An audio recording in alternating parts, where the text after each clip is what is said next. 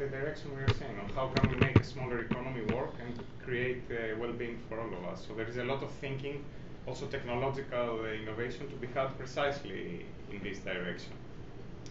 The second point I want to say is that by liberating time, it is possible that a lot of innovation will come from there, no? From the cultural pursuits of people in their free time, because people say that idleness rather than necessity is the source of innovation and creativity.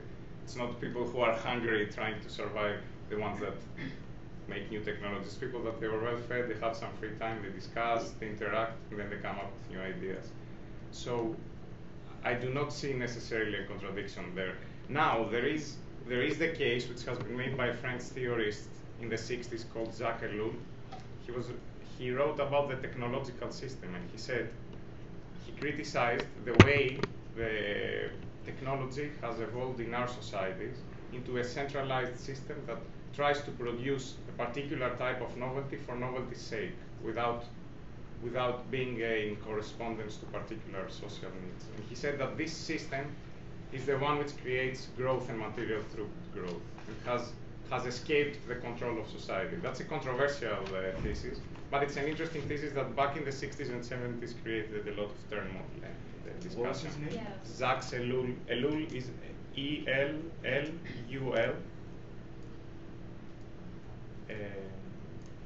The technological system was called his major work in the 60s. I do not particularly share all his criticism, but I think he's having a point there. That we have to rethink how the technological system works if we want also to direct it to other directions. I just have a clarifying question that also came up kind of through our discussion. So when you're talking about degrowing the material throughput of the economy, I understand that as kind of both the kind of resources that are used and also, I don't know, the waste that's produced. But what about the kind of the volume of exchanges? So we were just talking about kind of like the Craigslist economy, right? And so in a world, I mean, you can have a lot of economic activity that's generating income and that's circulating money without actually adding to the kind of materials that are used in the waste that's produced if it's a kind of Craigslist economy. And so how does reduction in throughput necessarily imply reduction in income and kind of gross economic activity when you include exchanges, or just if you can like parse that apart for us a little bit? Yes, we are advocating the Craigslist economy. So an economy of sharing and exchange, no, that is taking But that place is economic activity in a sense. It is economic activity. It's So transactions and there is the exchanges, debate. yeah. So even Serge Latouste, who is the main proponent of degrowth, he says, I'm agnostic about what will happen to GDP. It might be that through this sharing and exchange economy, GDP increases. I'm skeptical of this argument. And Herman Daly has just published an article in the latest issue of Ecological Economics where he makes exactly this point. He's saying that GDP counts more, I mean, the things it counts, the things that matter in GDP are mostly material throughput related, energy related things. So my speculation here is that a Craigslist economy will produce well-being, will be good for us, but it will not register as GDP growth. So I cannot prove it yet, but that's let's say my strong intuition. So then there's one thing that I find that growth and degrowth have in common, which is aggregation. In some sense, they're both put in a language of aggregation. We're talking about aggregate quantities. So I would argue in favor of deaggregation. If we go back into like the baby analogy, babies in the beginning, they have a period of development in which there's little growth, and that's where many of the organs, start being formed. Eventually, there is a period of physical growth, okay? And then once you, let's say, hit 25, you stop developing from the physical point of view, but not from the mental point of view. So in some sense, if you start looking at this development in a more disaggregated way, you definitely would see that the development is shifting. In some cases, in the beginning, it's expressed in physical terms. In other cases, it's expressed in cognitive capacities, in knowledge, in culture, in these other things. So then also when we think about GDP, the fact that an aggregate measure of GDP is biased on is biased in favor of material objects, and then when you have a Craigslist economy, you are having economic exchanges that are not registered as GDP. If the economy would shift to that, it's not that basically GDP is not growing, it's that we're worse and worse at counting it, because in some sense you could say that those type of activities, the edits in the Wikipedia, if you would consider that they occur at minimum wage, they also would be contributing. So what I do, tend to think a lot about is actually thinking about the world in less aggregate terms. And I find myself that when I think about the world in less aggregate terms, there's a lot of the tension that I see that happens in the conversation that I'm being introduced to, which are not necessarily there once you start disaggregating and trying to avoid the temptation to reduce things to a single, measure. I fully agree with that. That's a great point, and I endorse it 100%. The problem, though, and this is the discussion also I had with Van den Berg, is that yes, GDP is increasingly measuring the wrong things, but there is a reason why we are still tailored around measuring GDP. It's not just a mistake, let's say, or a silly obsession of economists. I think it is, because it's still what GDP measures matters for the time of economy we're having right now. So when GDP falls, this means that there is a problem for the economy, no matter whatever GDP is measuring. So I think that the transition away from measuring GDP would have to come together with a transition of institutions in the way the economy works, because in the current economy and institutions we're having, a decline of GDP does mean recession, crisis, and all the bad things we're having right now. So unless we have, for example, also institutions to create employment without GDP growth as measured, we are having a problem. It's not just a matter of measurement. And I agree with that, because in some sense you can consider that GDP is also a measure of inclusion, in a way that by mathematical identity GDP is equal to the wages paid. So what I do see as one problem of our modern economy sometimes is that inclusion is more difficult. So there's a lot of people participating in online activities more or less in a voluntary way, but it's hard for them to take their volunteer time on, whether it is Craigslist, Facebook, or Wikipedia, or by making creative funny videos in YouTube, and use that in the supermarket to buy a fruit, And so there is this aspect of inclusion that I think that GDP kind of like measures well, which is this ability of basically incorporating people into the consumption units that are available, and that's why I would say that correlation exists, not necessarily because it is a measure of size that we would care about, but it is and I would say also a bad measure of inclusion, because the inequality definitely it's an orthogonal component that we will need to consider. Can someone else facilitate? Yeah, no, Colin, do you want to? I was wondering, it's not directly addressing that question, but there's one thing that in the end, if we degrow and we have this shrunken economy, sort of, one thing that was bothering me as I was reading through this was, from any kind of either mathematical maximization, general equilibrium model, or any kind of intuitive, people like to consume, firms like to make more, governments like to appease people and firms, I can't imagine a steady state in which we have a sustainable shrunken economy without either totalitarianism, which I know your environmental economist friend mentioned, or using, not quite solely, but primarily the method of price controls and taxation, which might help Jevons paradox, might help this investment saving identity as well. But you seem to be a little bit down on the taxation as the primary method, for example, and I'm assuming you're not advocating for a command and control authoritarian society. So are there models, or can you explain the intuition behind how we could possibly get to a shrunken economy, but furthermore, how we could possibly keep at a shrunken economy given the incentives of every player in the market? Yeah, I'm not against taxation. What I said is that there is a good reason why we talk about taxation for 30 years and nothing has happened in that front. So the idea of taxing the environment is not new at all. I mean, it's an idea that has been there. It doesn't happen because it will harm GDP growth, whatever GDP is counting. So, for example, why don't we tax oil?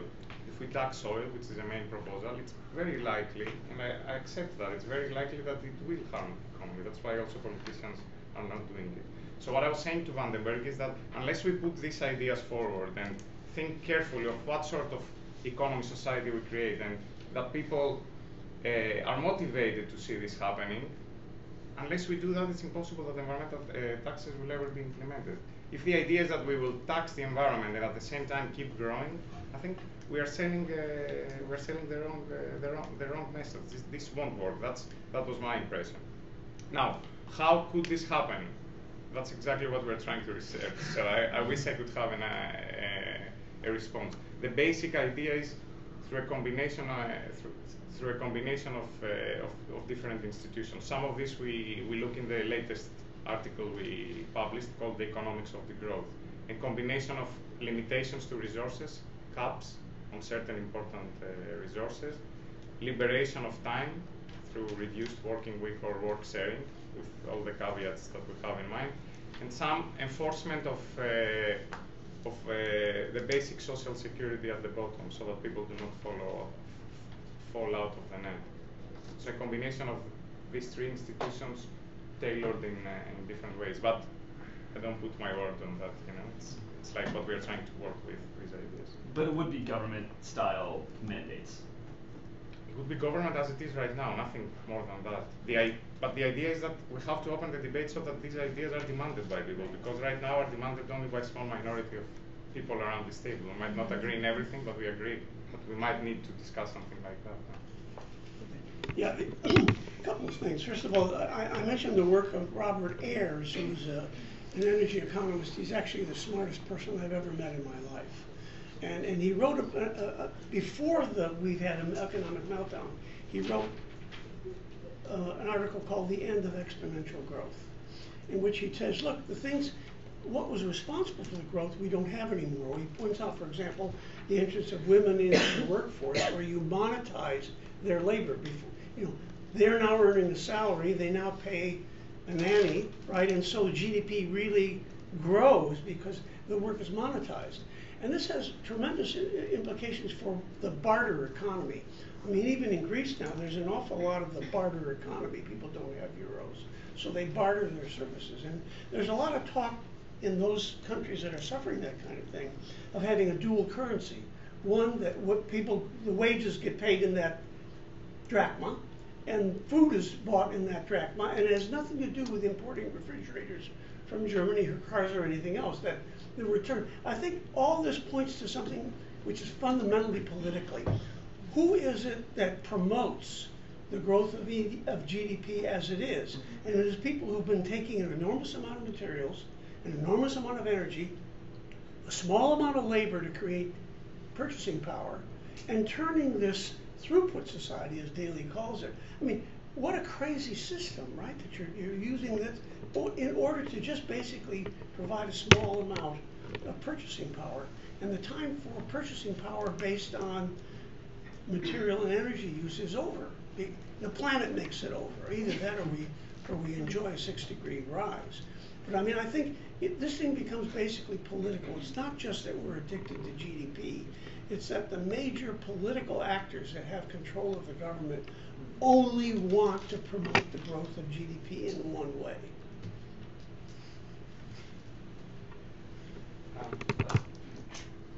Yeah, sorry. I just wanted to ask about your thoughts on a sort of, I feel like a lot of discussions on the sort of next 100 years timescale.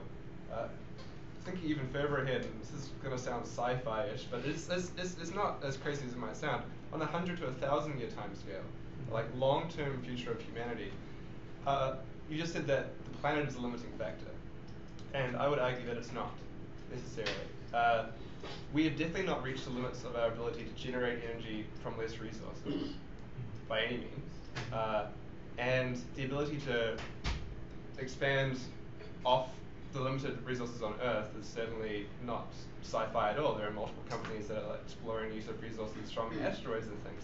Now, these are all, the specifics aren't important, but given that it sort of comes down to the nature of what is human nature. If human nature is to expand and consume, which has all of human evolution to sort of validate that might indeed be the case, are we talking about are we talking about a battle between changing human nature and the course that humanity has been on versus possibly humanity's ability to keep on maintaining what it's doing? Like, we still take the assumption is that we have one Earth and we keep it as it is now by modifying our worse tendencies, and hopefully everyone can agree that this is the standard of living we're willing to accept.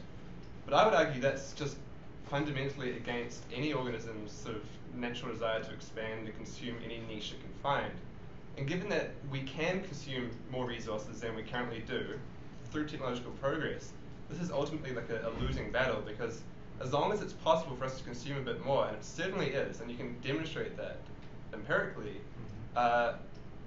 we might be able to agree on like pricing externalities, and we have sort of on this 10 to 100 year time scale things you must do to sort of get to there. I mean, that's, everyone knows that, but long term, I'm not sure that this idea of a zero growth economy is natural, and it's just against human nature, and we can indeed grow exponentially, because it's just a matter of not killing ourselves first, but which is quite possible. But that aside, yeah, so, I mean, how do you feel about it? Do you feel like zero growth or degrowth is a natural goal, or I mean, I feel like I'm arguing that it's not. It's contrary to the natural inclination of life. Okay. There are many things back there, so it's not one. So if I can try to unpack them. So the first one is if there are natural limits to growth, and this is a huge discussion, which I think there are different views there on whether we are limited by our energy supplies, whether we are thermodynamically limited or not. What I want to say there, it's very difficult to know. There is probably enough energy going around. The problem is whether we can bet that in the future we will be able to continue getting from the energy that exists the energy surpluses that we have managed up to now. What do I mean by energy surplus? I mean net energy. When you take energy out of the earth, you put energy to take this energy out, no? You expend energy. Charles Hall is a biophysical economist who has tried to do some calculations, and he says, back in the beginning of the 20th century, out of each unit of energy we were putting in the ground to take petroleum out, we were taking 50 units of petroleum out. Now we have reached the point that it's 10, 5, it's getting less and less the energy that we take out of Earth. So this might mean that even if we have enough energy for the foreseeable future, we might need to spend more energy to get it out. So less net energy available for us to go by. But this is questionable. Some people are saying it's not like that. Technology will let us go again back to a situation where we draw more. Now the question is, maybe we manage to draw more energy. The problem is that the planet is a closed system, and the energy that we use creates wastes. If we talk about radioactive energy, for example, we have the waste to bury for centuries and centuries. If we talk about fossil fuels, we have the problem of climate change, which will not be solved by finding energy from asteroids, as long as this energy we consume it here on planet Earth. Of course, there is the sci-fi scenario of immigrating to other planets. Would this be possible? Is this the way to bet right now? I mean, I guess there you take a risk. You say, I would bet that within 50 or 100 years we can immigrate elsewhere and burn Earth, or we stay here and we try to manage things better. I think generally I find it a more appealing vision to say we try to manage our home better rather than burn it and escape. I'm kidding. I mean, I would not argue that it's unappealing to manage what we have now, but it's not. I don't think we can like fully put the brake and like slow down and stop. I think that's your second point. That's your second point, which is well taken. I discussed it a little bit towards the end of the paper. I don't know if this was clear. So the discussion that it's in the human nature to consume more and more. So I have colleagues who are biologists who often make this statement. They say once a particular group of whatever species finds a resource, it will consume it till the end and collapse. I'm not a biologist, so I don't know how true is that or whether there are exceptions to this rule. What I can say is that within human societies, there have been exceptions to that. So our industrial society is the only society that has continuously grown for 150 years. We have had civilizations like the Greek or the Roman that didn't expand its material throughput over time, and in the Greek society, for example, produced an interesting civilization which was not a continuously growing civilization. This idea of continuously growing the material throughput is relatively new. More importantly, in many old civilizations or communities, you find mechanisms that societies develop, the signals perhaps, the biological signals that you were talking about, precisely to reduce these behaviors that they know that they can be self-destructive. So a lot of the institutions, even religious institutions, religion for many years and for many civilizations were making certain things taboo. Why were these things taboo? Because the society had self-organizedly and automatically understood that these particular practices were self-destructive in the long term, profitable and perhaps appealing to each individual in the short term, but self-destructive for the totality in the long term. So there were institutions to control these practices. So I wouldn't agree that it's a natural tendency to continuously expand. I think it's an internal problem for human groups precisely to manage this expansion that can be self-destructive at the end. Actually, the period of great growth is a very short period in humankind. If you look at the growth, the wealth over 2,000 years, it stayed constant. Society did not grow. Growth is the aberration. Growth is not the usual. So I'd like to think a little bit more short-term and pragmatically.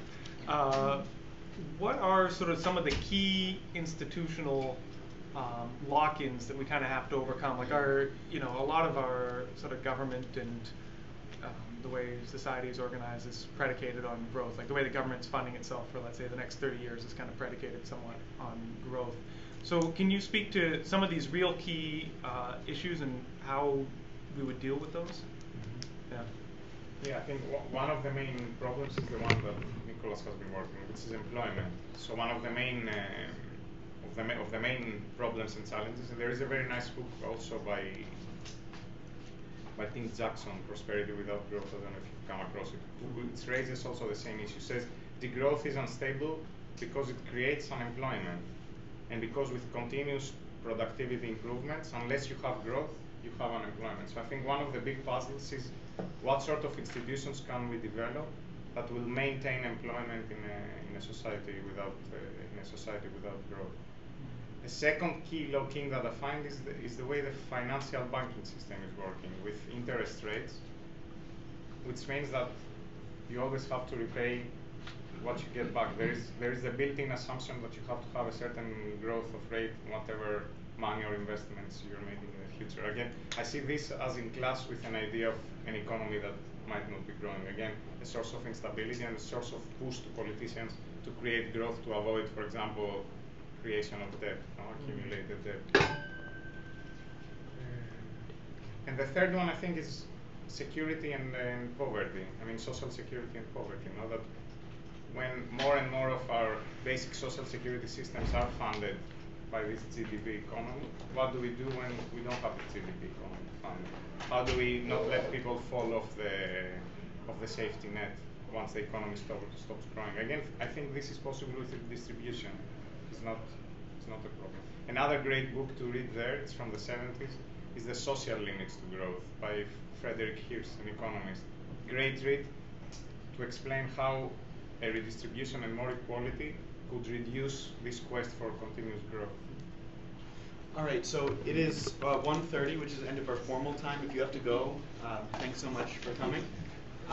We have the room for a little while longer, so we can continue talking for a little bit. Thanks, everyone.